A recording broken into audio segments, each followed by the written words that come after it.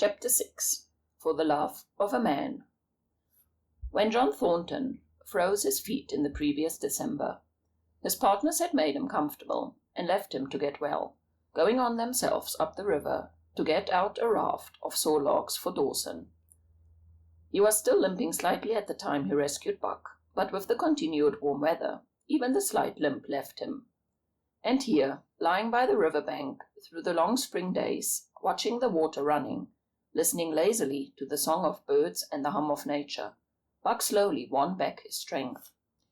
A rest comes very good after one has travelled 3,000 miles, and it must be confessed that Buck waxed lazy as his wounds healed, his muscles swelled out, and the flesh came back to cover his bones. For that matter, they were all loafing, Buck, John Thornton, and Skeet and Nig, waiting for the raft to come that was to carry them down to Dawson. Skeet was a little Irish setter who early made friends with Buck, who, in a dying condition, was unable to resent her first advances. She had the doctor trait which some dogs possess, and as a mother cat washes her kittens, so she washed and cleansed Buck's wounds. Regularly, each morning after he had finished his breakfast, she performed a self-appointed task till he came to look for her ministrations as much as he did for Thornton's. Nig, equally friendly, though less demonstrative, was a huge black dog, half bloodhound and half deerhound, with eyes that laughed and a boundless good nature. To Buck's surprise, these dogs manifested no jealousy toward him. They seemed to share the kindliness and largeness of John Thornton.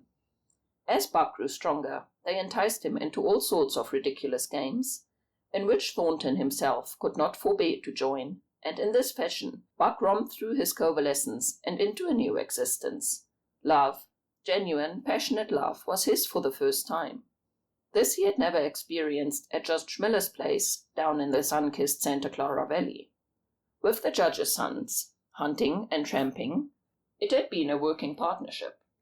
With the judge's grandsons, a sort of pompous guardianship, and with the judge himself, a stately and dignified friendship. But love that was feverish and burning, that was adoration, that was madness, it had taken John Thornton to arouse. This man had saved his life, which was something, but further, for he was an ideal master. Other men saw to the welfare of their dogs from a sense of duty and business expediency. He saw to the welfare of his as if they were his own children, because he could not help it. And he saw further. He never forgot a kindly greeting or a cheering word, and to sit down for a long talk with them, gas, he called it, was as much his delight as theirs. He had a way of taking Buck's head roughly between his hands, and resting his own head upon Buck's, of shaking him back and forth, and while calmly calling him ill names that to Buck were love names. Buck knew no greater joy than that rough embrace and the sound of murmured oaths, and at each jerk back and forth it seemed that his heart would be shaken out of his body, so great was its ecstasy. And when, released, he sprang to his feet, his mouth laughing, his eyes eloquent, his throat vibrant with an unuttered sound, and in that fashion remained without movement, John Thornton would reverently exclaim, "God, you can all but speak." Buck had a trick of love expression that was akin to hurt. He would often seize Thornton's hand in his mouth and close so fiercely that the flesh bore an impress of his teeth for some time afterward. And as Buck understood the oaths to be love words, so the man understood this faint bite for a caress. For the most part, however, Buck's love was expressed in adoration. While he went wild with happiness when Thornton touched him or spoke to him, he did not seek these tokens. Unlike Skeet, who was wont to shove her nose under Thornton's hand and nudge until petted, or Nig, who would stalk up and rest his great big head on Thornton's knee, Buck was content to adore at a distance. He would lie by the hour, eager, alert, at Thornton's feet, looking up into his face, dwelling upon it, studying it, following with keenest interest each fleeting expression, every movement or change of feature. Or, as chance might have it, he would lie farther away, to the side or rear, watching the outlines of the man and the occasional movement of his body. And often, such was the communion in which they lived, The strength of Buck's gaze would draw John Thornton's head around, and he would return the gaze without speech, his heart shining out of his eyes as Buck's heart shone out. For a long time after his rescue, Buck did not like Thornton to get out of his sight. From the moment he left the tent to when he entered it again, Buck would follow at his heels. His transient masters, since he had come into the Northland, had bred in him a fear that no master could be permanent. He was afraid that Thornton would pass out of his life as Parole and Francois and the Scotch half-breed had passed out. Even in the night, in his dreams, he was haunted by this fear. At such times he would often shake off sleep and creep through the chill of the flap of the tent, where he would stand and listen to the sound of his master's breathing. But in spite of this great love he bore for John Thornton, which seemed to bespeak the soft civilizing influence, the strain of the primitive, which the Northland had aroused in him, remained alive and active. Faithfulness and devotion, things born of fire and roof, were his. Yet he retained his wildness and wiliness. He was a thing of the wild, come in from the wild to sit by John Thornton's fire, rather than a dog of the soft Southland, stamped with the marks of generations of civilization. Because of his very great love, he could not steal from this man, but from any other man in any other camp. He did not hesitate an instant, while the cunning with which he stole enabled him to escape detection. His face and body were scored by the teeth of many dogs, and he fought as fiercely as ever, and more shrewdly. Skeet and Nig were too good-natured for quarrelling. Besides, they belonged to John Thornton, but the strange dog, no matter what breed or valor, swiftly acknowledged Buck's supremacy, or found himself struggling for life with a terrible antagonist. And Buck was merciless. He had learned well the law of club and fang, and he never forwent an advantage or drew back from a foe he had started on the way to death. He had lessoned from Spitz and from the chief fighting dogs of the police and mail, and knew there was no middle course. He must master or be mastered, while to show mercy was a weakness. Mercy did not exist in this primordial life. It was the misunderstood for fear, and such misunderstandings made for death. Kill or be killed, eat or be eaten, was the law, and this mandate, down out of the depths of time, he obeyed. He was older than the days he had seen, and the breaths he had drawn. He linked the past with the present, and the eternity behind him throbbed through him in a mighty rhythm to which he swayed as the tides and seasons swayed.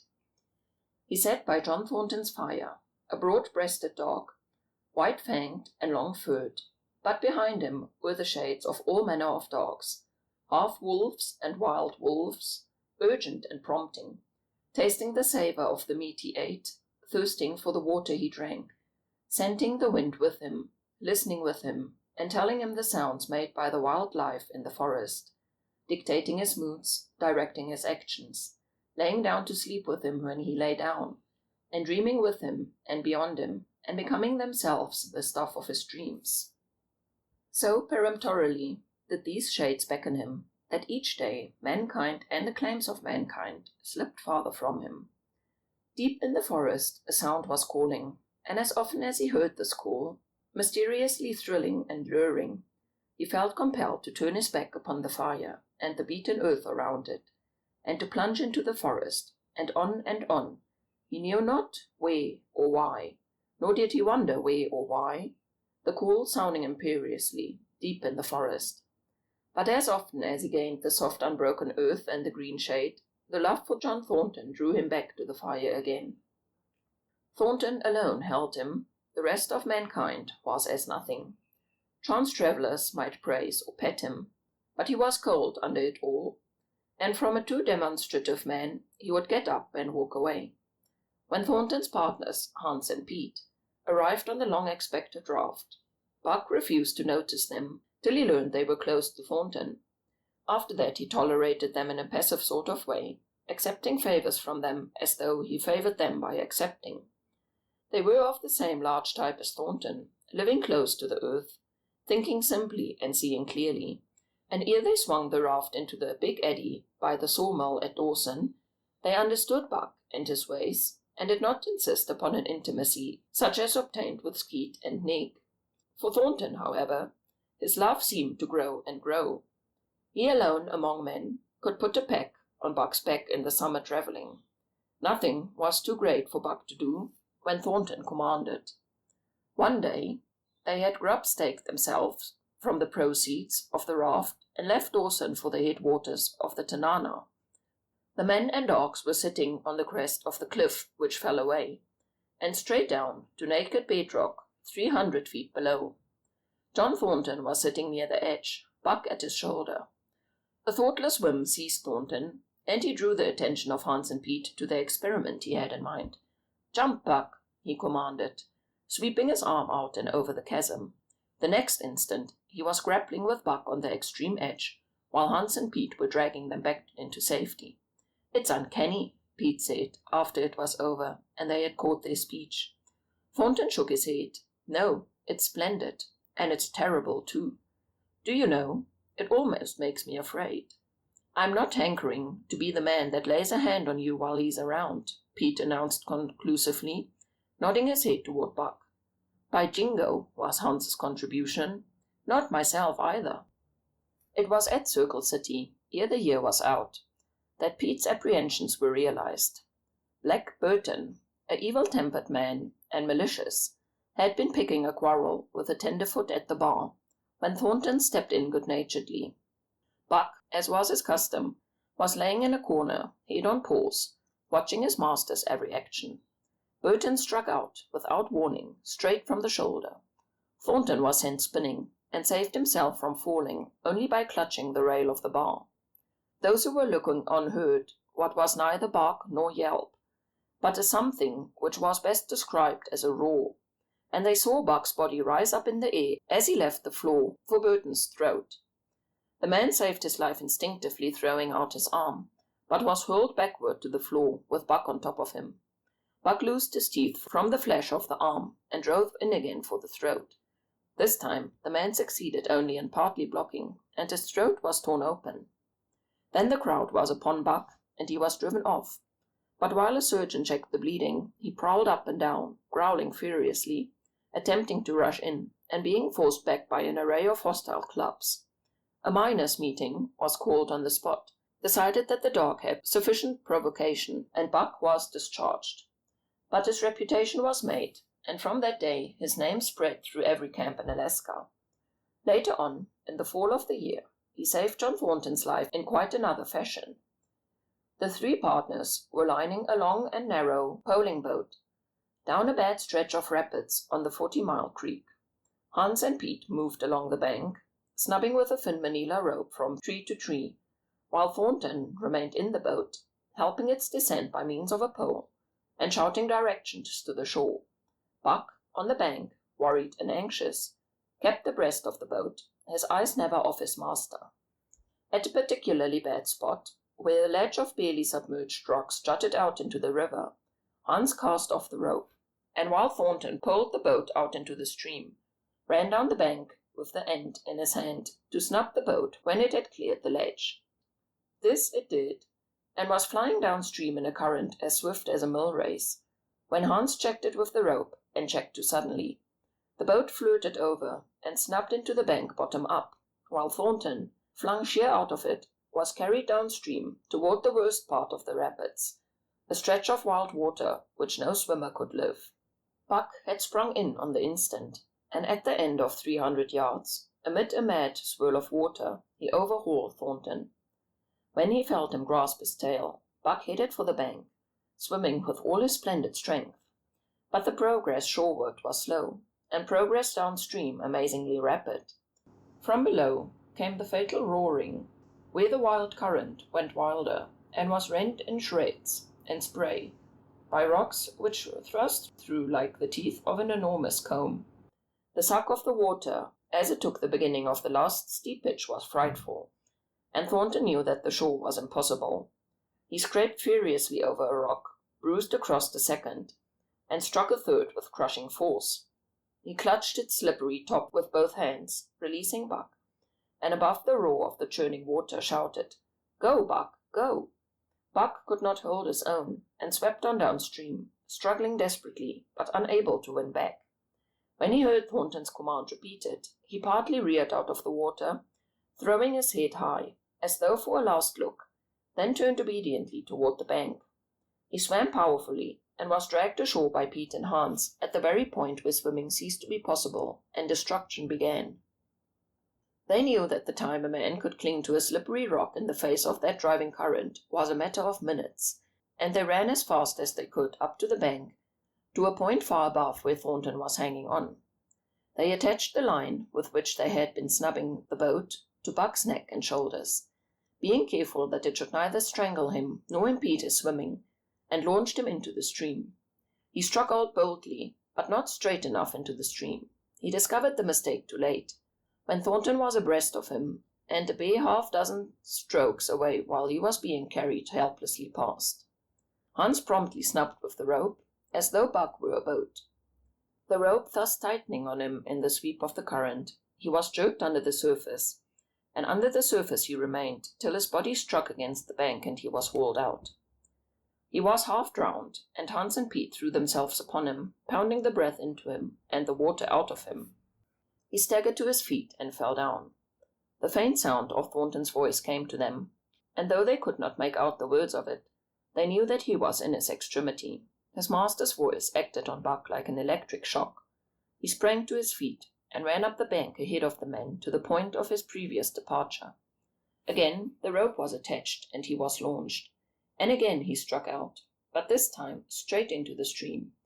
He had miscalculated once, but he would not be guilty of it a second time. Hans paid out the rope, permitting no slack, while Pete kept it clear of coils. Buck held on till he was on a line straight above Thornton. Then he turned, and with the speed of an express train, headed down upon him. Thornton saw him coming, and, as Buck struck him like a battering ram, with the whole force of the current behind him, he reached up and closed both arms around the shaggy neck. Hans snapped the rope around the tree, and Buck and Thornton were jerked under water, strangling, suffocating, and sometimes one uppermost and sometimes the other, dragging over the jagged bottom, smashing against rocks and snags. They veered in to the bank. Thornton came to, belly downward, and being violently propelled back and forth across a drift log by Hans and Pete. His first glance was for Buck, over whose limp and apparently lifeless body Nick was setting up a howl, while Skeet was licking the wet face and closed eyes.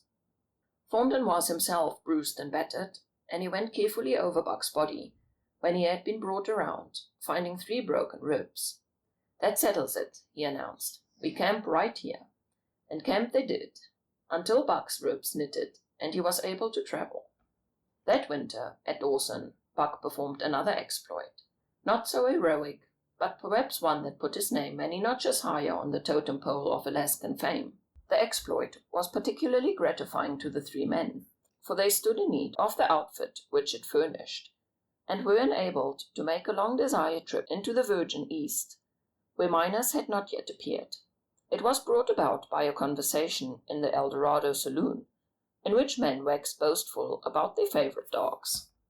Buck, because of his record, was the target for these men, and Thornton was driven stoutly to defend him. At the end of half an hour, one man stated that his dog could start a sled with 500 pounds and walk off with it.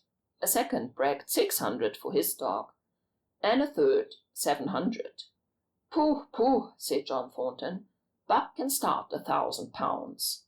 "And break it out, and walk off with it for 100 yards, demanded Matthewson, a bonanza king, he of the 700 vaunt. "And break it out, and walk it off for 100 yards, John Thornton said coolly. "Well," Matthewson said, and deliberately, so that all could hear, "I've got $1,000 that says he can't, and there it is." So saying, he slammed a sack of gold dust the size of a bologna sausage down on the bar. Nobody spoke. Thornton's bluff, if bluff it was, had been called. He could feel a flush of warm blood creeping up his face. His tongue had tricked him. He did not know whether Buck could start 1,000 pounds. Half a ton, the enormousness of it appalled him. He had great faith in Buck's strength, and had often thought him capable of starting such a load, But never, as now, had he faced the possibility of it. The eyes of a dozen men fixed upon him, silent and waiting. Further, he had no $1,000, nor had Hans or Pete. "I've got a sled standing outside now, with 20 50-pound sacks of flour on it," Matthewson went on with brutal directness. "So don't let that hinder you." Thornton did not reply. He did not know what to say. He glanced from face to face in the absent way of a man who has lost the power of thought and is seeking somewhere to find the thing that will start it going again. The face of Jim O'Brien, a Mastodon king and old-time comrade, caught his eye. It was a cue to him, seeming to arouse him to do what he could never have dreamed of doing. "Can you lend me 1,000?" he asked, almost in a whisper. "Sure," answered O'Brien, thumping down a plethoric sack by the side of Matthewson's. "Though it's a little faith I'm having, John, that the beast can do the trick." The Eldorado emptied its occupants into the street to see the test. The tables were deserted, and the dealers and gamekeepers came forth to see the outcome of the wager and to lay odds. Several hundred men, furred and mittened, banked around the sled within easy distance. Matthewson's sled, loaded with 1,000 pounds of flour, had been standing for a couple of hours, and in the intense cold, it was 60 below zero, the runners had frozen fast to the hard-packed snow. Men offered odds of 2 to 1 that Buck would not budge the sled. A quibble arose concerning the phrase "break out." O'Brien contended it was Thornton's privilege to knock the runners loose, leaving Buck to break it out from a dead still stand. Matthewson insisted that the phrase included breaking the runners from the grip of the snow. A majority of the men who had witnessed the making of the bet decided in his favor, whereat the odds went up to 3 to 1 against Buck. There were no takers. Not a man believed him capable of the feat. Thornton had been hurried into a wager, heavy with doubt, and now that he looked at the sled itself, the concrete fact, with the regular team of 10 dogs curled up in the snow before it, the more impossible the task appeared. Matthewson waxed jubilant. 3 to 1, he proclaimed. "I'll lay another 1,000 at that figure, Thornton. What do you say?" Thornton's doubt was strong in his face, but his fighting spirit was aroused. The fighting spirit that soars above odds fails to recognize the impossible, and is deaf to all save the clamor of battle. He called Hans and Pete to him. Their sacks were slim, but with his own, the 3 partners could rake together only $200. In the ebb of their fortunes, this sum was their total capital, yet they laid it unhesitatingly against Matthewson's 600. The team of 10 dogs was unhitched, and Buck, with his own harness, was put into the sled. He had caught the contagion of their excitement, and he felt that in some way he must do a great thing for John Thornton. Murmurs of admiration at his splendid appearance went up. He was in perfect condition, without an ounce of superfluous flesh, and the 150 pounds that he weighed were so many pounds of grit and virility. His furry coat shone with the sheen of silk, down the neck and across the shoulders. His mane, in repose as it was, half bristled and seemed to lift with every movement, as though excess of vigor made each particular hair alive and active. The great breast and heavy forelegs were no more than in proportion with the rest of the body, where the muscles showed in tight rolls underneath the skin. Men felt these muscles and proclaimed them hard as iron, and the odds went down to 2 to 1. Good sir, stuttered a member of the latest dynasty, a king of the Skookum benches. "I offer you 800 for him, sir. Before the test, sir. 800, just as he stands." Thornton shook his head and stepped to Buck's side. "You must stand off from him," Matthewson protested. "Free play and plenty of room." The crowd fell silent. Only could be heard the voices of the gamblers vainly offering 2 to 1. Everybody acknowledged Buck as a magnificent animal, but the 20 50-pound sacks of flour bulked too large in their eyes for them to loosen up their pouch strings.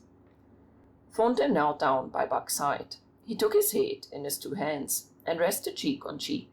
He did not playfully shake him, as was his wont, or murmur soft love curses, but he whispered in his ear, "As you love me, Buck, as you love me," was what he whispered. Buck whined with suppressed eagerness. The crowd was watching curiously. The affair was growing mysterious. It seemed like a conjuration. As Thornton got to his feet, Buck seized his mittened hand between his jaws, pressing in with his teeth and releasing softly, half reluctantly. It was the answer, in terms not of speech but laugh. Thornton stepped well back. "Now, Buck," he said. Buck tightened the traces, then slacked them off for a matter of several inches. It was the way he had learned. "Gee!"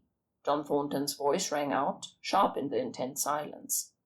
Buck swung to the right, ending the movement in a plunge that took up the slack, and with a sudden jerk arrested his 150 pounds. The load quivered, and from under the runners arose a crisp crackling.